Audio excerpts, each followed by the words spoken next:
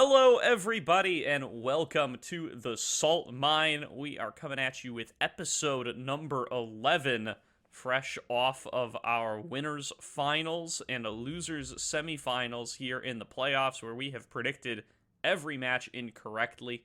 My name is Gordo. I am joined by Nyarko and TDS as always. And boys, we have underestimated some teams or overestimated some other teams here. I think all of our predictions end up being incorrect, at least on aggregate. I think TDS at least gets to claim some success on the Team Liquid series at an absolute minimum. Let's go through our series from the last week, talk about what's happened in this previous week, give some predictions for those finals that are going to be coming up this weekend, and wrap up what's been a pretty dope season of the NACL to kick everything off. It all started on last Thursday with the it started on Monday. It started on Monday with the Dignitas versus Cloud9 series to finish off the upper bracket and qualify Dignitas challengers in a 3-1 win to the finals. Let's chat about that series, guys, because we were real wrong. We were unwilling to predict against Cloud9 after how dominant they've been so far, and they looked anything but for, I think, a lot of that Dignitas series. I'm not exactly sure when we are going to learn to stop underestimating Dig C, given that we got punished from episode number 1 onwards. At least I said I don't think this is going to be a 3-0. I think this is going to be relatively close. You know, when these two played in the regular season, they split games, and Dignitas here, it seems like they've gotten into another gear. I think that C9 struggled on multiple fronts, even though they managed to take a game off of the side of Dig. A lot of their weaknesses started in the draft phase. I like the fact that they were respect banning Rumble for a lot of it, but I mean, Hoon just hooned on them with multiple champions. You can't grab the Scion and not expect that Gwen to come through, and that was just a very, very rough game top. I'm so glad we don't have Bonfire here to just tell us that we were wrong all along, because I wouldn't be happy to just talk about the fact that Cloud9 really underwhelmed. Not taking away from Dixie, I do think that Dixie performed better than I actually expected from them.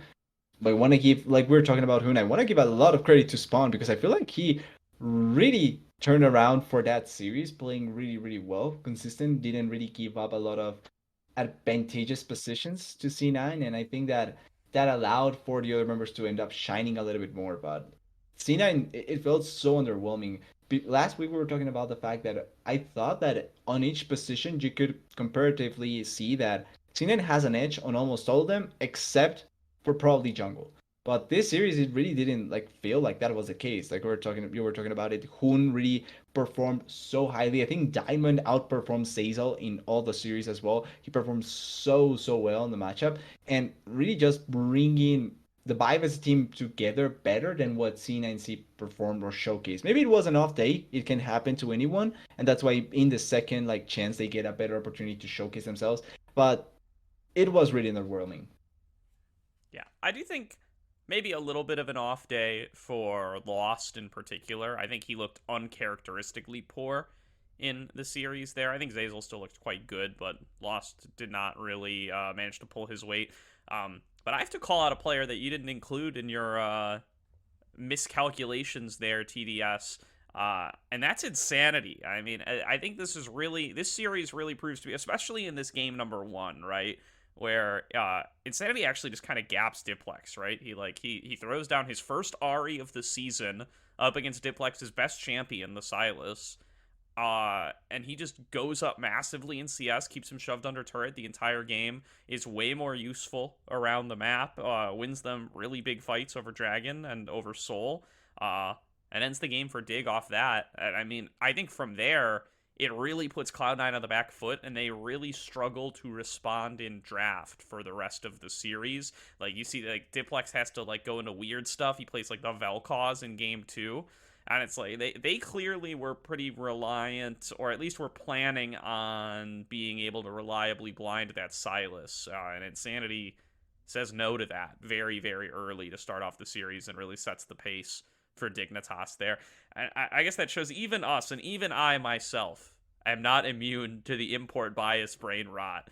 Because we just assume coming in last week, we say only jungle is going to be favored for Dignitas. We just assume that Diplex is going to beat Insanity, even though they've never played against each other before, right? Dig versus Cloud9 was back in week 2, where Insanity had to play against Eminus on Akali twice.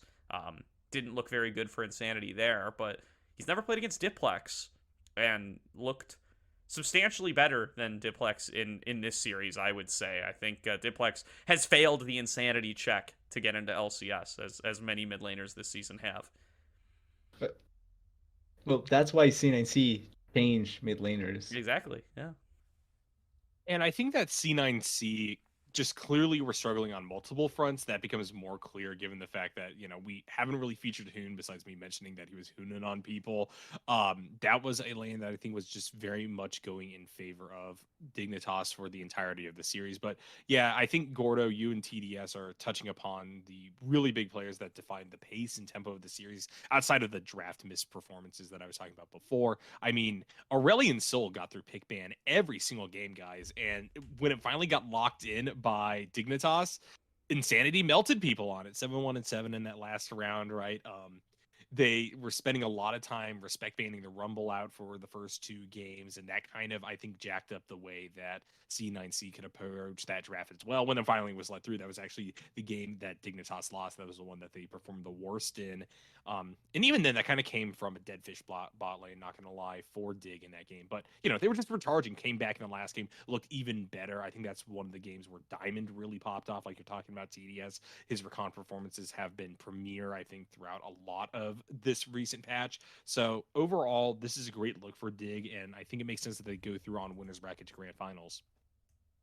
100% agree. I think that, and I wanted to touch a little bit on the drafting because one thing that Dignitas showcased here as well, you were talking about the Silas blind, but also Clyden played with the Lucian Nami. Something that they were one of the few teams that were still being able to play that out really well and be able to perform to a high degree. This time Dignitas just shut them down, and it took away one of the bans that teams did have to commit onto Lost and Sazel. And I think that opened up a little bit more the draft as well for Dixie to try and play off some other game, the game a little bit more comfortably in some of the big areas and ban areas.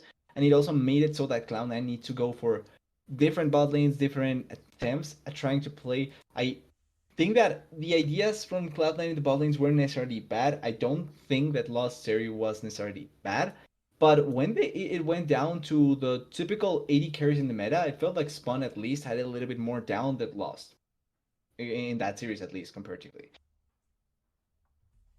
Yeah, I think that's fair. The Hoon gap is something that goes understated as well. It really does feel like especially in that game too, like I have never seen Cloud9 challengers look so lost as they do in that game, no pun intended.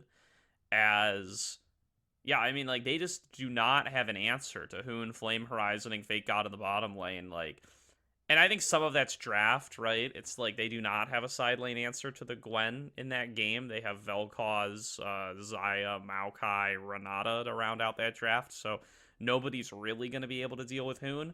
But there is Tomio's ahead for a lot of that early game, but there is never a time where they even attempt to attack the side lane, and maybe that's just respect, right? Maybe they just think Hoon is this godlike side laner.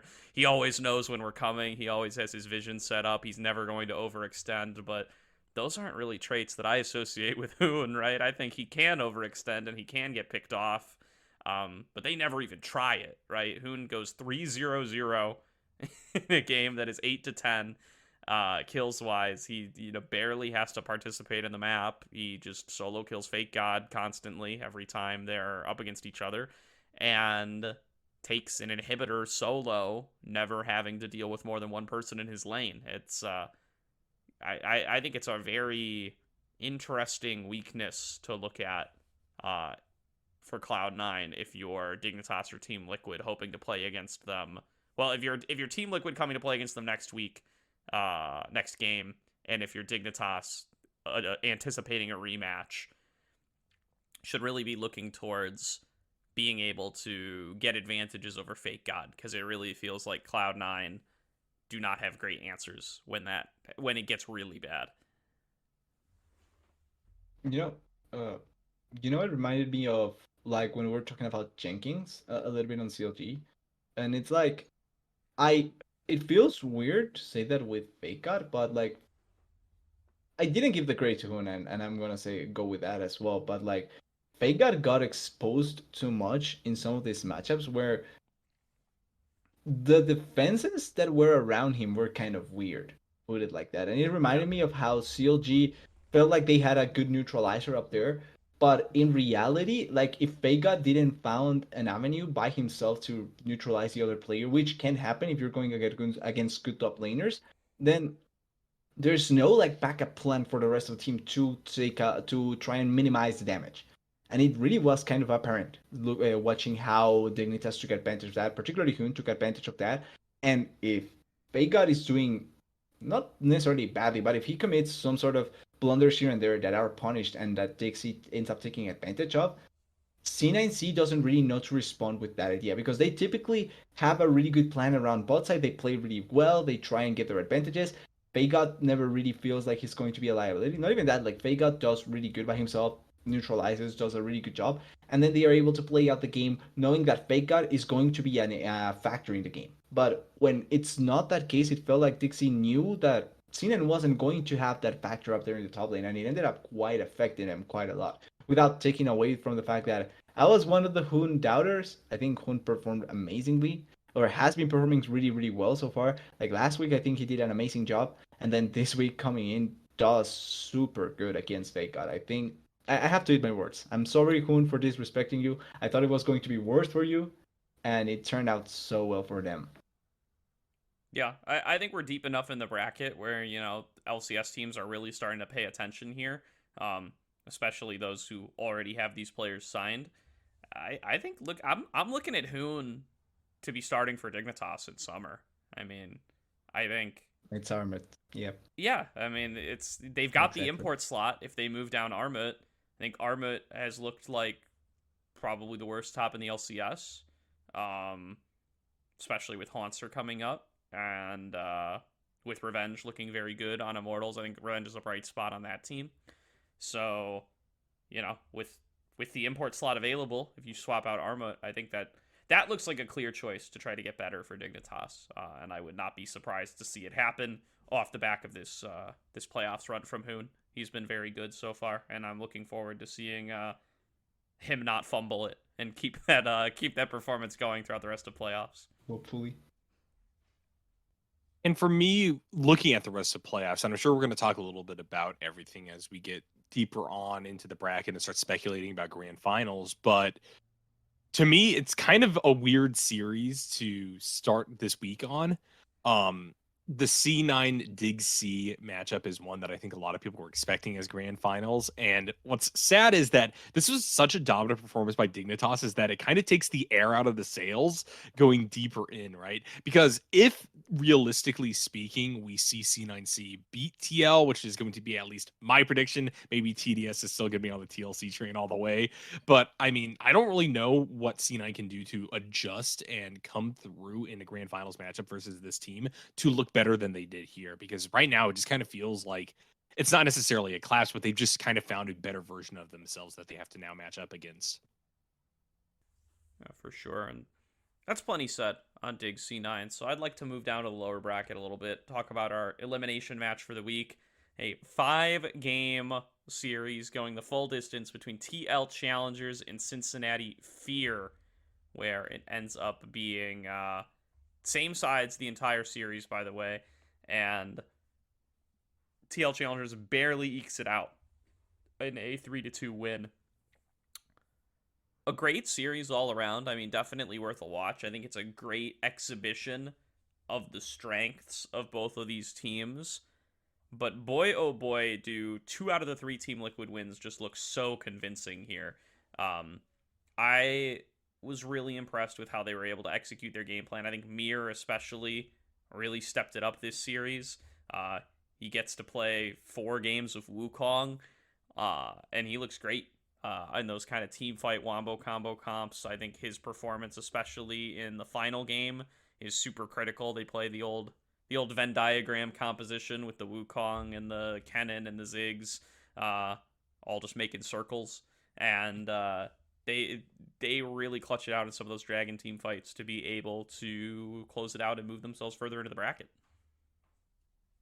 And as much as that was an entertaining series for someone like me that is a fan of TLC to a certain degree, that was painful in a lot of situations because, like you were saying, I think particularly game three looks so good for TLC. Like they dominated that game so effectively, and I was saying, okay, game four, you go in with some of your comfortable champions as well because it's not like you were taken out of a lot of comfort looking into potentially the game four. And I really like how Fear countered the potential there from TLC. Like even in tough situations, and I think it goes back to that first game against Fly C as well, where you see even if they're in a really disadvantageous situation, they turn it around really effectively as a collective in a really well done manner. And I think that that goes a lot of credit to the players. I don't know if there's a staff that does also try and manage that out, which I don't have that much information behind the scenes. But if there is, huge credit to get to them as well because keep being able to keep yourself in a series is a really important strength. And I think that that's something that both TLC and Fear did showcase. Obviously, TLC being able to go a little bit farther and able to take the series. But Fear did an amazing job as well in the process. Like they could have taken that game five as well. Yeah, I think that this is Fear kind of channeling the spirit of some of their fellow provisional brethren, bringing their souls here at the very end, kind of returning them to the rift with that kind of scrappiness we saw at a wild card, we saw out of TLF. That's what brought them to these 5-game series. Like you said, some of these losses were pretty crushing. The fact that they were able to keep their mental about them and keep the momentum going is impressive into itself. Although I do think that it represents the fact that TLC is broadly the better team, and maybe would see the gap widen, if we got more repeat matches between these two. But as it currently stands, I think that, this was a very respectable effort from Fear. It's kind of sad them go out in fourth place, but honestly, I don't think anyone expected this to happen until pretty deep on into the regular season. This is an immensely competitive team. I'm so happy to have them back next split. And I think that they're at least very deserving of what is an admirable performance throughout the entirety of the playoffs, even if it doesn't, result in them going to grand finals or anything like that. I tend to agree, TDS, that TL also had a lot of winnable games that just kind of went in favor of Fear, which once again kind of contributes to my analysis of TLC being the better team, but Fear being very, very scrappy. That game four in particular, I think it just came down to like some weird itemization and weird calls. Bradley was getting absolutely dominated topside after a certain point on that Cho'Gath. They went for Force of Nature, even with double AD carries on Cincinnati Fear's side. That felt like a kind of a weird call. Just small things like that, I think, could have put a few more percentage points back over to TLC. And I hope to see, the draft, the macro, and some of the small itemization calls cleaned up, as they are going to be facing off against what I think is a much tougher opponent this upcoming week. Yeah, I do appreciate that even as Fear drop, they do get to show us, I think, a lot of what I really loved about Fear throughout this season, and throughout this playoffs run. I think their drafting is very good. They come in with this tremendous advantage. TL has to ban Olaf, Seraphine, Vigar in their first rotation of bans every single game, because you just can't let Fear have those champions, and that's always a great situation to be in, and they take full advantage of it. They play 4 games of Gragas, they flex it around, they play it mid, they play it jungle. They really try to give Faisal these winning matchups, and I do think Faisal winning top is the consistent factor in both of their wins in this series. And that in turn does make me concerned for TL coming into the rest of the bracket, both up against Cloud9 and especially if they manage to make it to play against Dignitas, given what we just saw happen to Fake God. Bradley has been having a tough run of it this playoffs. He has not come back online the way that I was hoping he would. He was having a very tough time up against Concept. He was having a very tough time up against, who was his matchup before this? Darshan. Yeah, Darshan he was able to get by pretty easily. So scratch that. But he was having a very tough time up against Concept, and he has a very tough time, I think, against Faisal in this series. He gets solo killed as the Gwen up against the Cassante.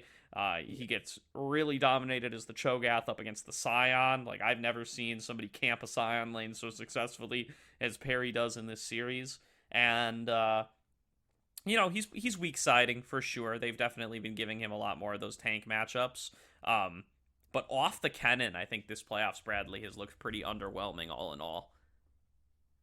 And I like that you touched on that particular point because that was the thing that I wanted to bring to potential, like, for the potential Cena or for the C9C TLC matchup, right? The fact that Bradley was so exploitable in that series felt really alarming. Like, Faisal, don't get me wrong, is one of the better top laners we did have in the NACL, so it's not weird to see him perform super well. But yeah, I go back to that game 4 with the Cho'Gath as well, where dying once with Cho'Gath can happen to anyone. That's fine. Twice, okay, but the fact that it was so repeated and so there were plays that were you clearly can see that there were misplays in how he approached it was kind of weird. So I'm really worried about it. I hope that it doesn't become something to worry about in that C9C matchup.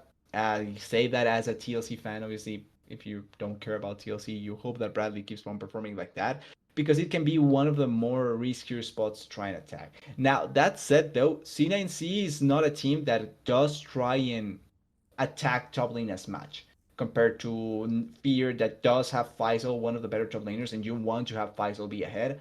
So it's something that I'm scared, but at the same time, I don't see C9C attacking that much. And comparatively, I think TLC, particularly APA and Mir, have been performing amazingly this bracket. I think the two outstanding players from TLC, I think, have been those two.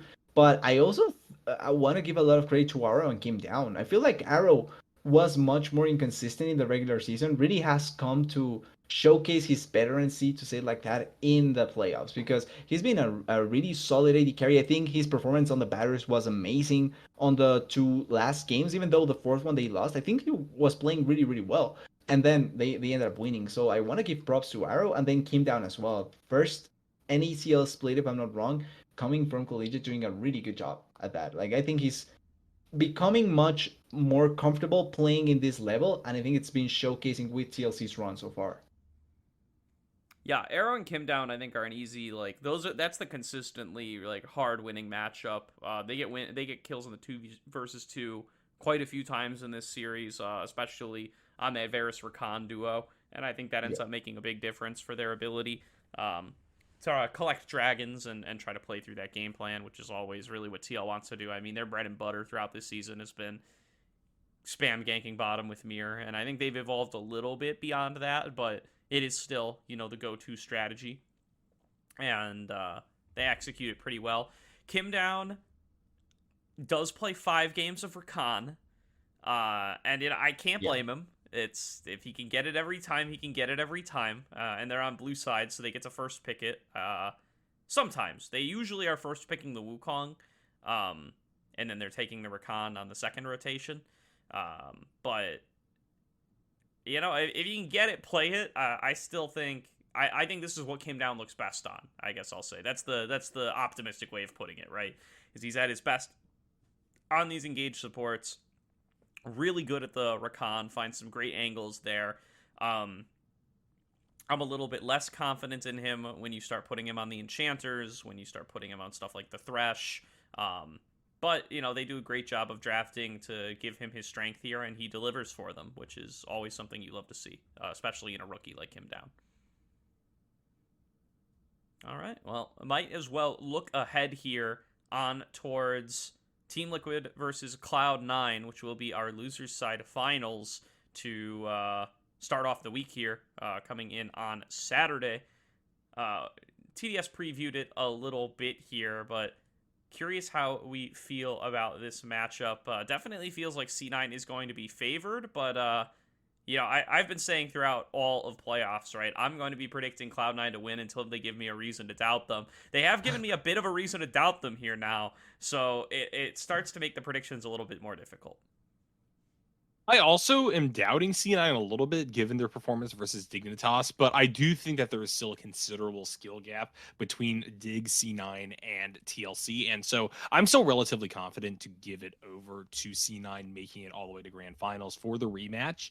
And my reasoning behind that kind of comes down to some of what TDS was saying regarding the top lane matchup. I think, while maybe this is slightly more doable for the side of Bradley, I don't really think that this is going to exactly be a huge issue, a huge gap for Fake God.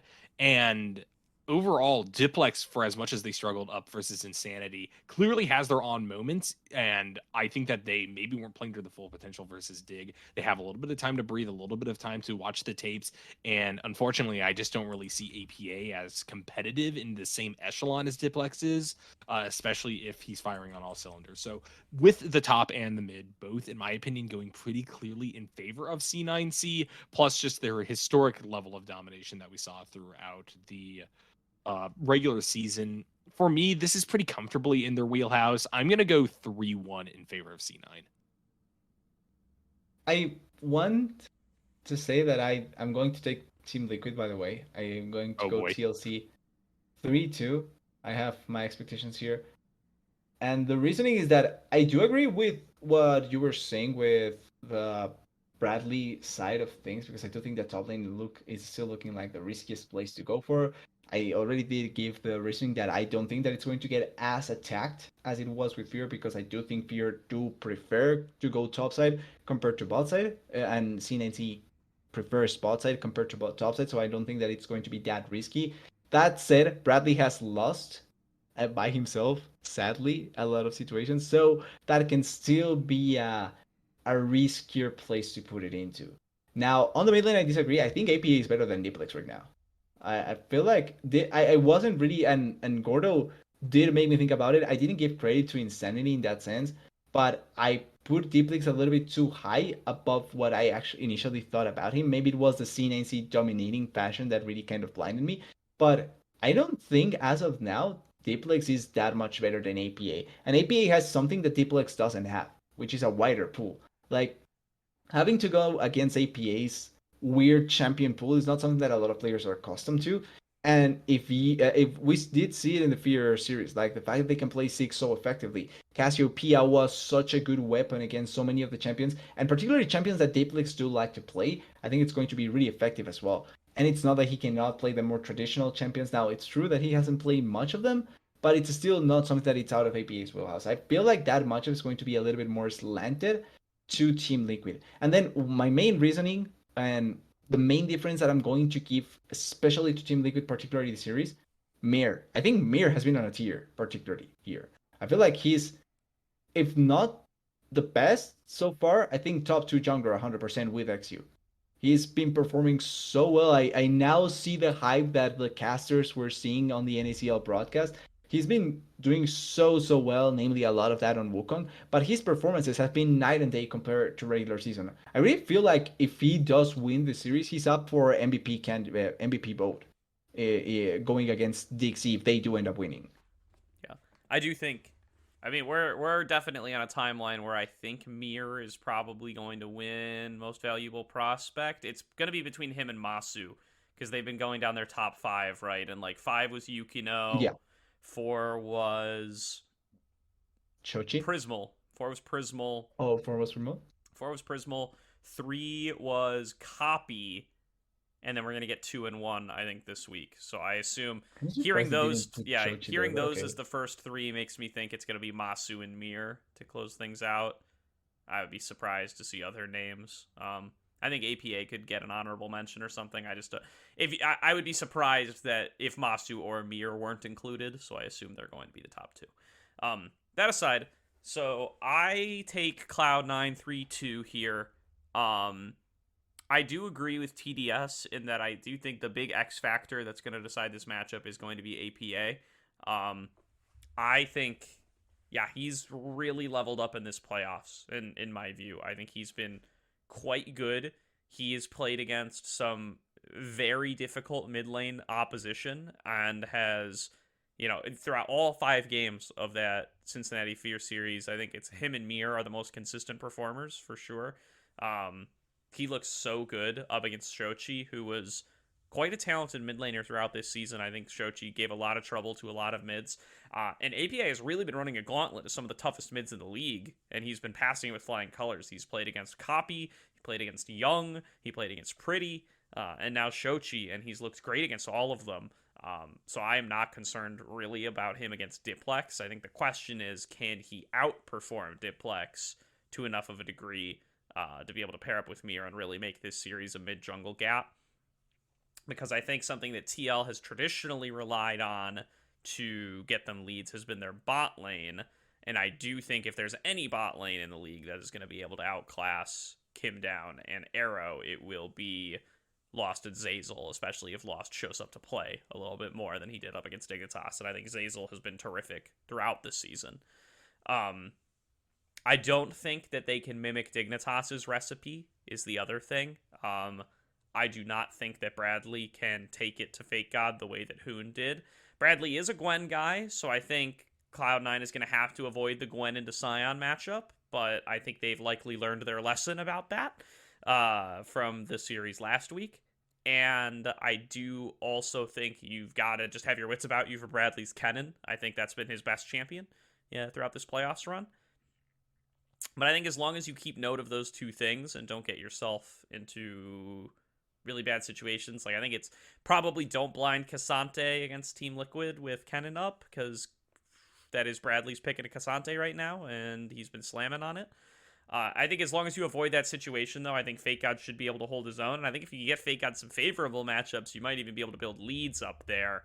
Because I think Bradley's been underperforming. Bradley's been giving up a lot to top laners that I would not expect Bradley to give up a lot against. So we will see. I think that's going to be the big difference maker, right? If APA can outperform Diplex, I think it'll go towards Team Liquid. I think if Fake God can outperform Bradley, it'll go towards C9. And then I think Mir being ahead is a given, and I think Lost Zazel being ahead is a given. So it's really going to come down to those solo lanes. I think it's going to be a competitive series, though, and I really hope it's going to be. It'll be disappointing if Cloud9 just slams, because if Cloud9 just slams, I think the message we take from that is these two teams loaded up with ex-LCS players just have more talent, and the rest doesn't really matter, which is kind of a disappointing note to end the season on. I'm hoping that you guys are ready for TL reaching the grand finals, by the way. Like, it's going to be really, really fun seeing how everyone didn't expect anything out of TLC, and then out of nowhere, bam, they come in and win everything out. Because I'm also thinking, like, if they win against C9C, I 100% assure you that I'm going to be voting for them winning the whole thing. I think they win against Dixie if they win against C9C. Yeah, and let's talk about both hypotheticals, because we only have 4 matches to talk about this week anyway. Might as well turn it into 5 and talk about both here. So and go for the last. We can lead off with TL versus Dignitas. We'll go with TDS's world first. They would have to look real convincing against Cloud9 for me to predict TL up against Dignitas here, man. I think they just really do. Like, I don't think there's any way Bradley gets out of lane against Hoon, first of all. Like, I think that's a big problem that does not have an easy answer. And I think XU is the best prepared to deal with Mir. And I don't think APA will be able to take it up against Insanity. I think Insanity is the test that APA won't be able to pass here. Yeah, it kind of is on the same line with Gordo TDS. For me, the concern is with this matchup that perhaps it is the case in the abstract things aren't playing out the way that they will in real life. I think the hope is that by virtue of them getting to grand finals, they clearly absolutely schlobberknock a weakened C9C. And maybe it is the case that because C9C looks weak against TL, we could also retroactively look at their series this week where they lost versus Dignitas and say they're just out of sorts, something like that. Maybe because that's the case, we're getting a really nice ramp up for TLC. But simultaneously, the worry is that clearly they're playing against a powered down C9C, so they aren't really even making much of a statement against Dignitas. It's all kind of a mess. I don't really know a world in which I can convincingly put this in TLC's favor, but give us your arguments. I do kind of want to hear if you think they're able to take it all the way. So I think they'll take it all the way if they do beat C9C, and it's going to be a 3-2 once again. I feel like TLC doesn't have it to dominate a series. That's why, or to dominate a 3-0 fashion series against this sort of competition, because they don't have like that extra edge that some other teams may have. But I do think that they have the players to be able to take the individual games really effectively. And I'm not that down. Like, once again, I think APA can win against Insanity. Like, I feel like not only the fact that I do think that he's probably going, like, if it's not this split, I think next split he's going to be the best mid in NACL if he stays down there. I really like the level up that he's been showcasing so far. And Diplex, yes, probably a little bit.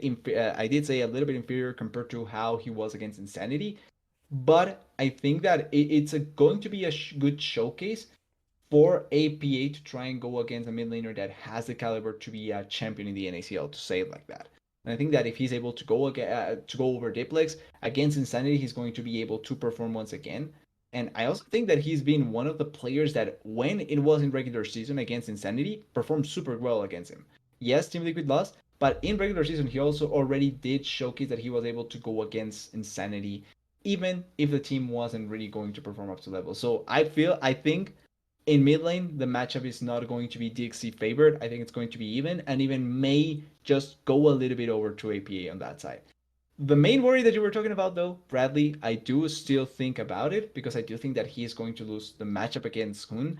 The big difference, though, with Cloud9C is that I don't think their bot lane is that big of an issue anyway, as well.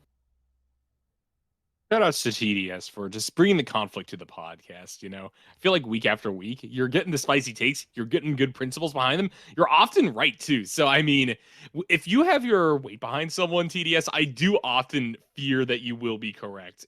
This will be a very interesting dynamic. I personally, from like a narrative standpoint, like the underdog story of TL, but I think I like the idea of C9 returning triumphantly back to matchup against Dignitas one more time as the top two competitors throughout the entirety of the NACL season as kind of my ideal ending to it all. We'll have to see, though. We'll have to see. It's a good like dichotomy. The team that nobody expects anything maybe goes into winning, although that would have been Fear to a certain degree, right? Like, more people thought Fear would have been the better underdog story than TLC, although TLC did worst than Fear in the regular season, realistically. So they are the more of an underdog than TLC than Fear in that sense. And them winning would be a much better underdog story. But I do understand that. Like, I'll finish quickly my point on TLC though, because I do want to say DXC doesn't have the strength that I do still think C9 has in bot lane and the way that they play for bot lane.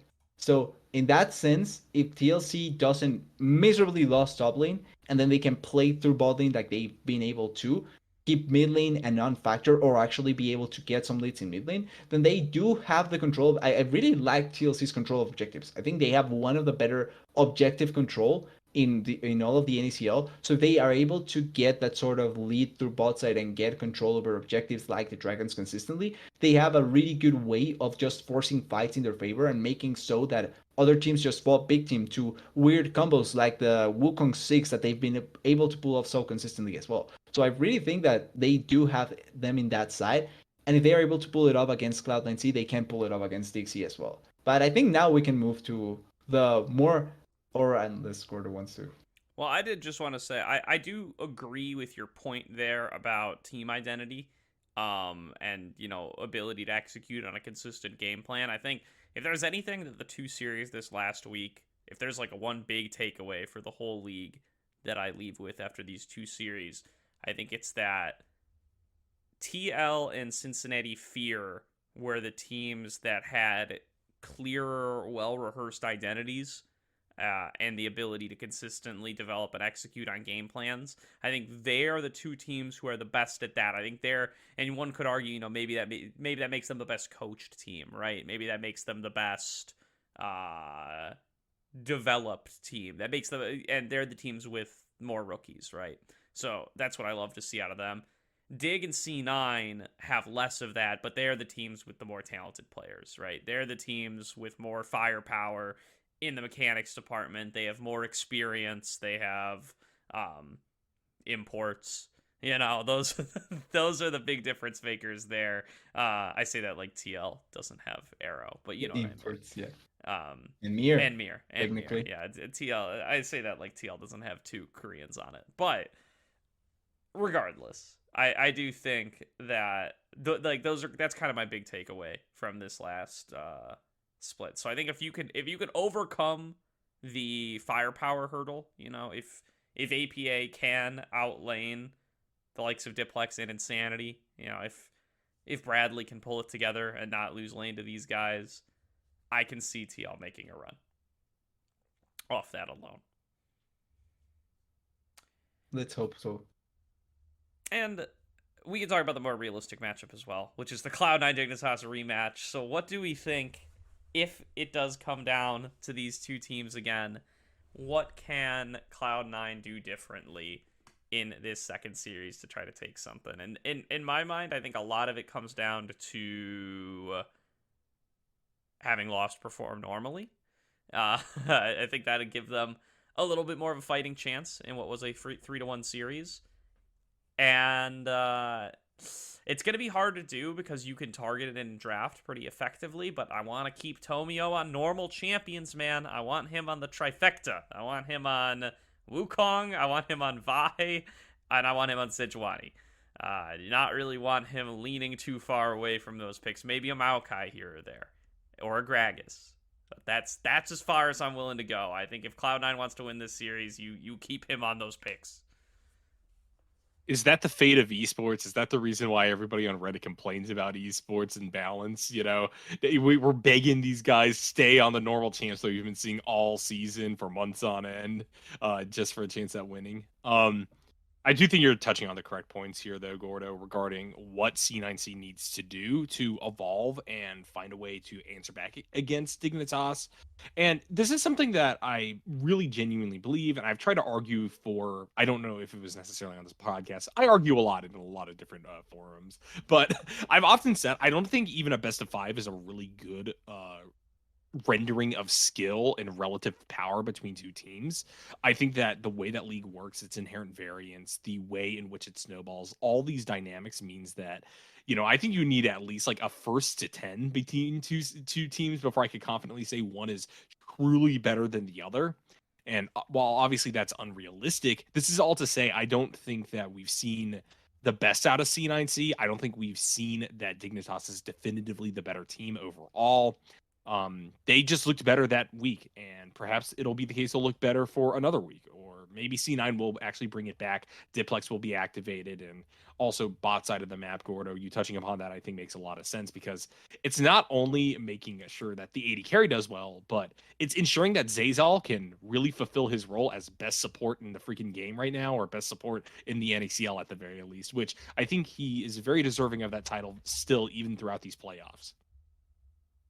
And I want to go with Diplex a little bit more because I feel like that's the biggest hurdle that CNC kind of has to go over for me to look at them going over Dixie. Because yes, Lost needs to be able to perform. I still will stand with this. I think Spawn and Diamond are weaker than Sazel and Lost, even with this previous series. Like I feel like that's more of an off day than the actual skill difference or the actual like showcase of the level of the bot lane. And that's also why I think TLC will do fine against them. But I feel like the difference maker is going to be Diplex here. Because one thing that did happen in the C9C series against Dixie was in the third game, when they gained complete control over mid lane, thanks to the Orianna pick, like when they just consistently controlled the mid lane thanks to that, they were able to give so much freedom to Tomio, and then they just were able to pull off plays consistently all around the map. I feel like if you play safe topside, that's completely fine. Yes, Hoon may do whatever he wants, but once again, Fagod, I think it's a player that can neutralize a lot of those situations,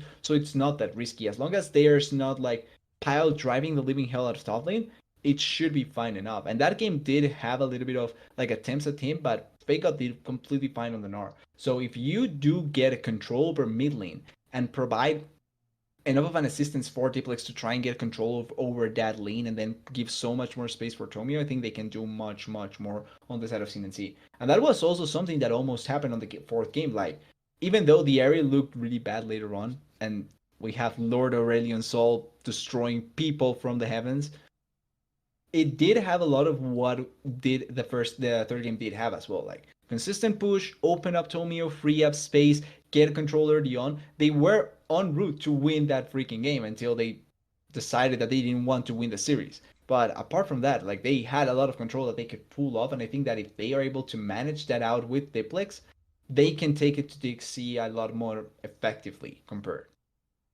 I do agree that maybe the Diplex change, or Diplex performing a little bit better, could make a big difference in this series as well. And when you think about it, right, I think all three Cloud9 losses, there's a good copium angle. There's a readily available copium angle on each loss that Cloud9 suffers in this series. And it really feels like Game 3 is the only one where they're really playing like classic C9, right? In that game, Fake God does fall behind early on. Dignitas goes for the game plan you expect with XU ganking through top, trying to put Hoon's Rumble ahead, and it does succeed a tiny bit, right? There's a point in the game where Hoon has a CS lead, he has a kill lead, he's taken down Fake God the one time that Fake God dies, but Tomio uses that time to pull off gank spot and to get Lost and Zazel ahead, and that is a really bit more of the gameplay that I would expect to see from Cloud9 challengers, given how the rest of the season goes, and then they snowball that into Dragons and eventually into a win. But the other games, if you want to try to write them off, right? Game 1, Diplex's Silas gets crushed by Insanity's Ari. I don't know that happens, 10 out of 10 times, right? I gotta give Insanity all the credit in the world, but I don't know that that's like an impossible matchup for Diplex, right? I could see worlds where Diplex can succeed a little bit more there, and he even does have some skirmishes in that game where he still looks good. I think you could also just say maybe Lost Azazel can't go for the Lucian Nami at least up against the Xayah Rakan, because it seems like Spawn and Diamond are fully capable of dealing with that lane. Game 2, complete draft difference, right? You can't give up Gwen with nobody to answer in the side lane. I think that's a very easy lesson to learn for Cloud9 and to leave that game with.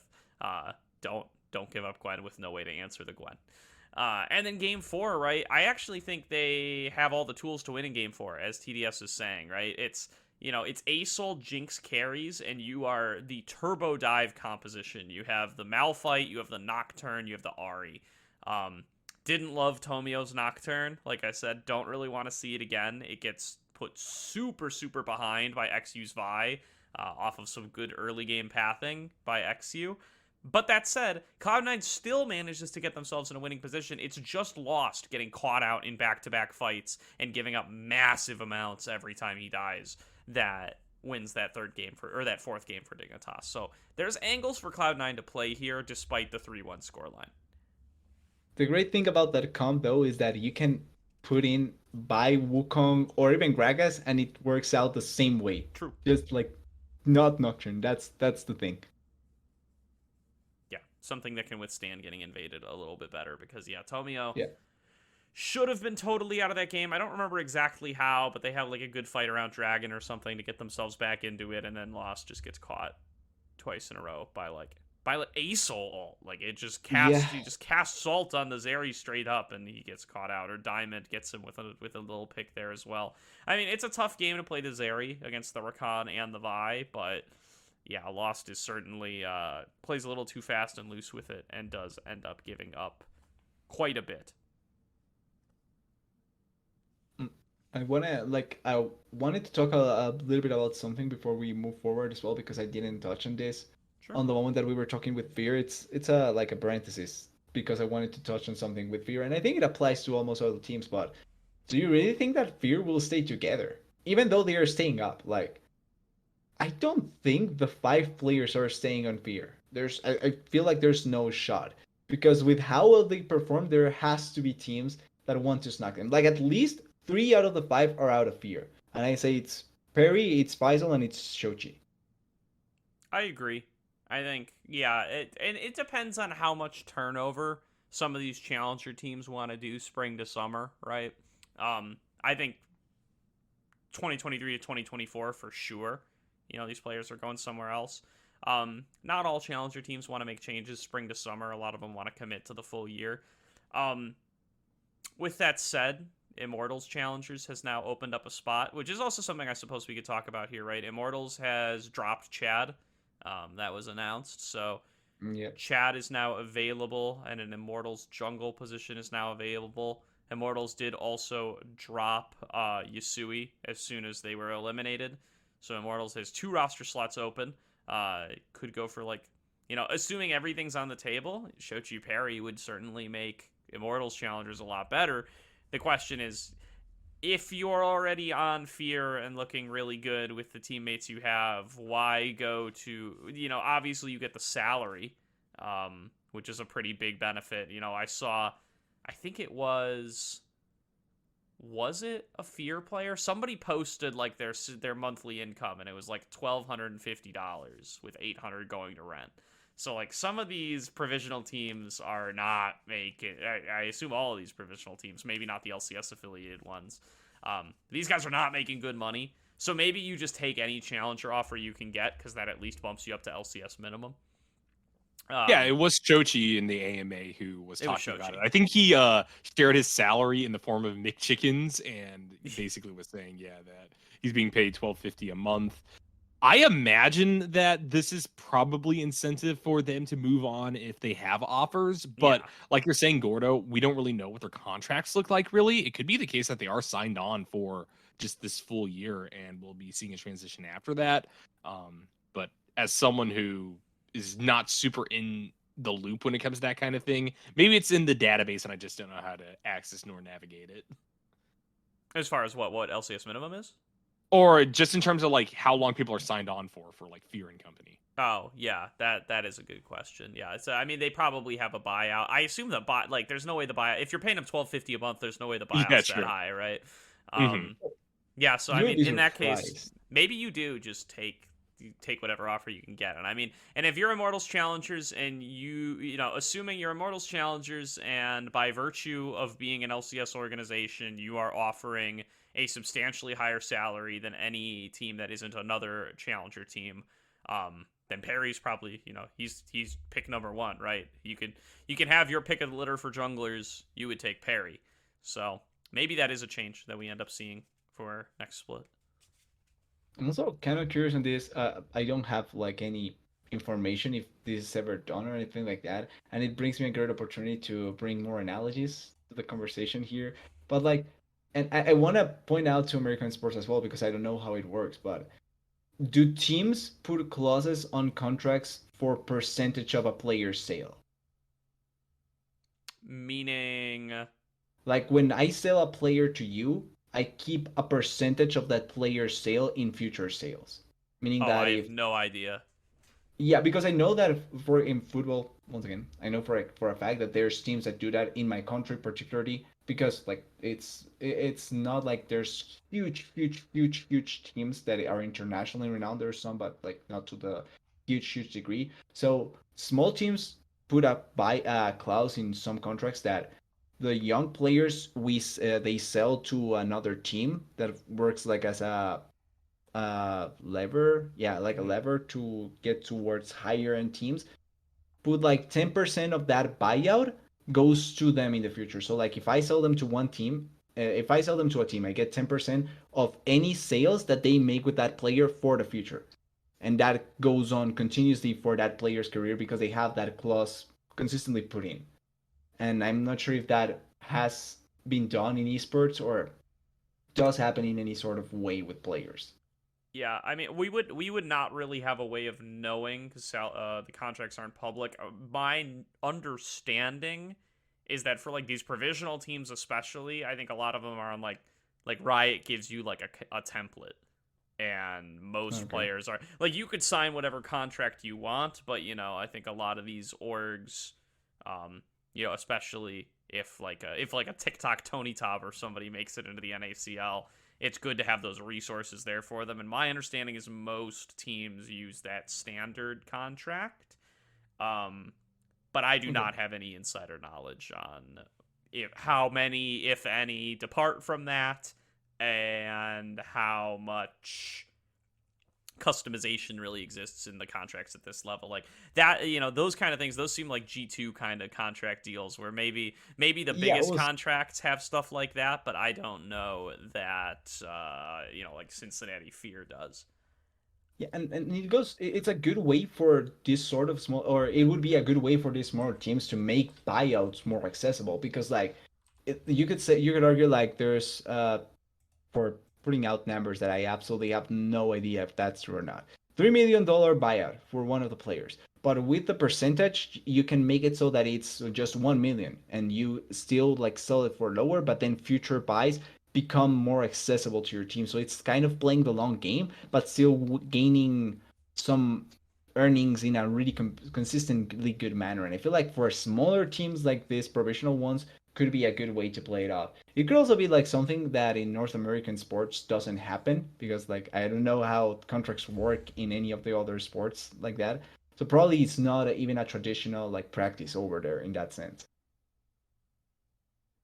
Yeah, I don't know. I would assume there's much less of that in, like, I never hear about that in NFL or anything, but I think that the salary cap probably contributes to that a lot, though. And yeah, other rules around contracts. So I'm not sure, but I do know at the very least, as far as making money for yourself and putting food on your own table, if you're making $12.50 a month, you definitely would want to make that jump up Yeah, to getting paid LCS minimum, because LCS minimum is 65K, I I thought it believe. was 75. I would have to double check what it's in the rule book. It's whatever minimum amount you need to make to get onto the contract database. Either way, either of those salaries would be a substantial bump up from 12.50 a month. So, would not blame Perry or anybody else for taking that over keeping the team together, even though keeping the team together might be best for your competitive results. And to add on to this, I guess my question then becomes a matter of how good is it that there are provisional teams that are performing well in the NACL? Because I want people to be able to make money playing the game that they love, and I want them to be able to live and beyond that, have the resources to improve to the greatest degree possible, right? I was scrolling a little bit more through that Shoshi AMA, and he was saying how one of his big regrets with his current funding is that he's not able to go to Korea and boot camp there or anything like that as well, right?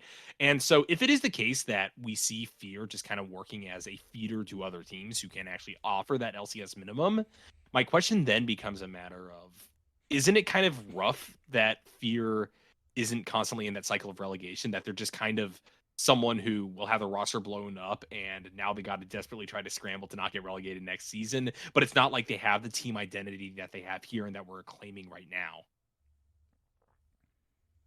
It's it's tough to say because I do think that that's the way of survival of these sort of teams. And I Mhm. once again go back to football to try and put an example to this because like there's teams that work out like this. You don't really have like the consistent history to back you up or like the big successes or the big money to back you up, but they thrive through great scouting and great like foundation. So they pick out players. A great example of that that I know of is in my country. There's a team called Envigado.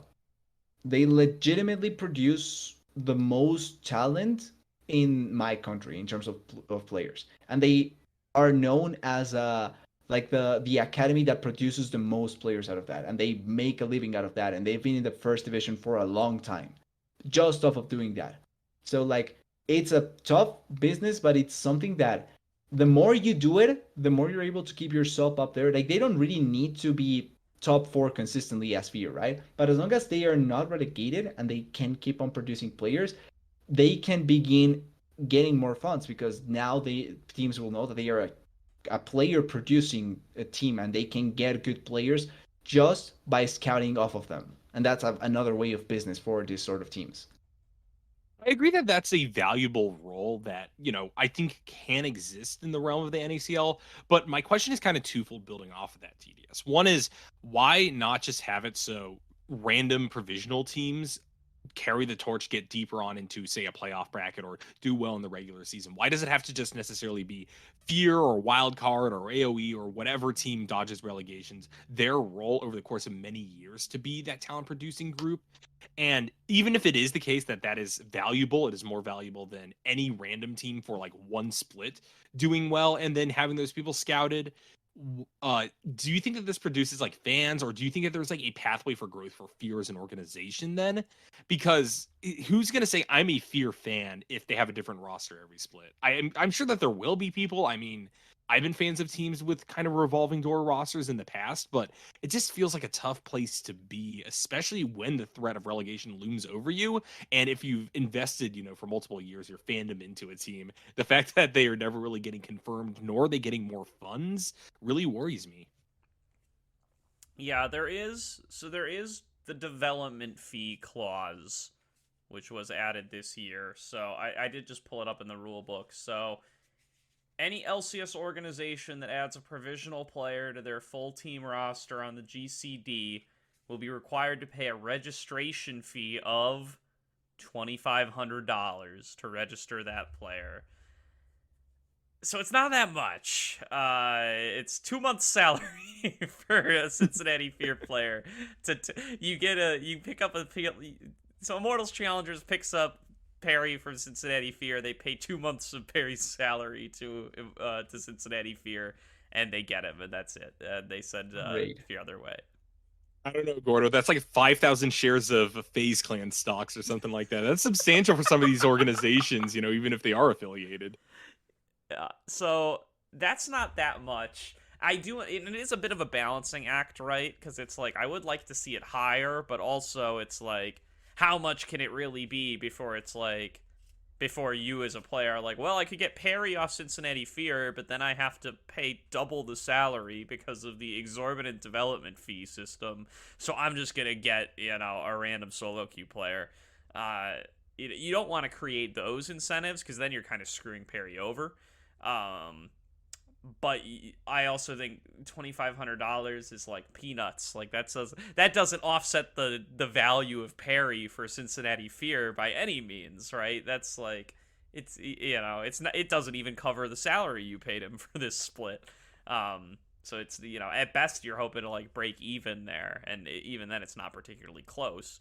So it's a tough situation. I would like to see maybe some kind of system where if maybe some kind of tiered system where if you make a deep run into playoffs, that can secure your position for more splits. But then that also becomes difficult because it's like, what, now you're going to guarantee relegate 4 out of 5 teams because Fear's locked in. So it becomes very tough. I do agree, though. I think there needs to be some consideration made for how to make these teams sustainable, because I don't think just the novelty of being able to play against academy teams is going to be enough to make these orgs themselves, really incentivized to try to get into NACL and stay there. Well, you could argue that they could make it so that teams that actually make a deep run, they get more of the earnings than the professional team. So if a professional team does better than 5 academy teams or challenger teams, you can make it so that they get more earnings comparatively to what the rest would have gotten just because of their better placements. But another thing that I wanted to touch on, because like mentioning the stability of the teams and the stability of the league, right? Like things like that. It's tough to argue in favor of the development teams, not because it's better or anything like that, but because they are really not making an investment monetarily. And it's kind of the way that I see it from Riot's perspective, right?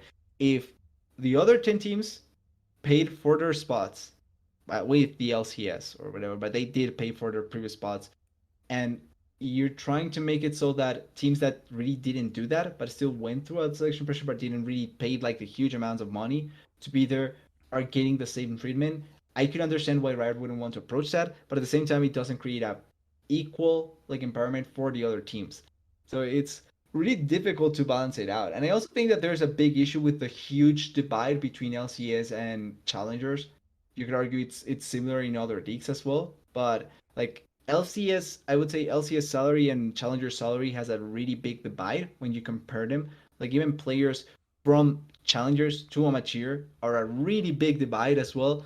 So like there's a pretty big separation between each tier of the NA like scene, and I think that that makes a really hard to handle situation. Yeah, I mean, I'd also think a lot of challenger players are not making minimum too. I think a lot of them make more Yeah. than minimum, especially some of the more in-demand players. Like I'm sure Sniper making more than minimum because other teams surely had demand for that player as well.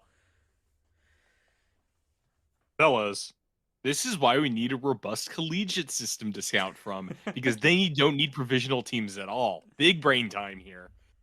Or the high school system Collegiate as is well. The high overrated. school system, yeah. Shout out to Wasia, by the way. It's been really fun casting for them. Yeah, I will. I don't know. I don't remember who it was. I saw like the from someone. I think it was the one that manages the Clerky. I think it is that manages Maryville's like Hmm. League of Legends or esports side, League of Legends side. He said that it's too late at collegiate. I think it was. It's too late at collegiate level. You need to manage it at high school level, and you need to develop more the high school like esports scene and all of that. Hmm. And I like it's the point that Nyarko was making. I think it's completely right. Like at least in any scene, high school really has to be the focus. Imagine being like Niles on an odd orange sitting there reading on Twitter where Clarky's just like, it's too long gone for these fossils that I I have mean, in my I think they employ. know it's too late for Niles is Yeah. Yeah. retired on paper, right? Well, Niles and retired Odd from Orange, competitive. Odd Orange was 10 years, I think, in Yeah. the process. So like they Yeah. know they probably. I feel like they are the ones that said, yeah, it has to be high school. Like collegiate is late. Yeah, We're done for. for sure. Well, we actually managed to crest an hour, even with only 5 series to Eh, talk about. So let's go, boys. We managed to fill up the time. Thanks, everybody, for tuning in there. We won't drag it on any longer than that. Stay tuned for NACL playoffs that'll close out this weekend. It'll be Saturday and Sunday. No LCS games on the weekend now, as Valorant is kicking off. No comments to be made there. And that's going to do it for the NACL season. We'll be back next week, probably to break down how the finals went, and we'll have something fun in store for the promotion tournament, which is just a couple of weeks after that. So still plenty more NACL to get excited about before MSI starts and we start to get into our true off season. We will see you there on the salt mine once it is time. And until then, thank you guys for tuning in, and we will see you next time.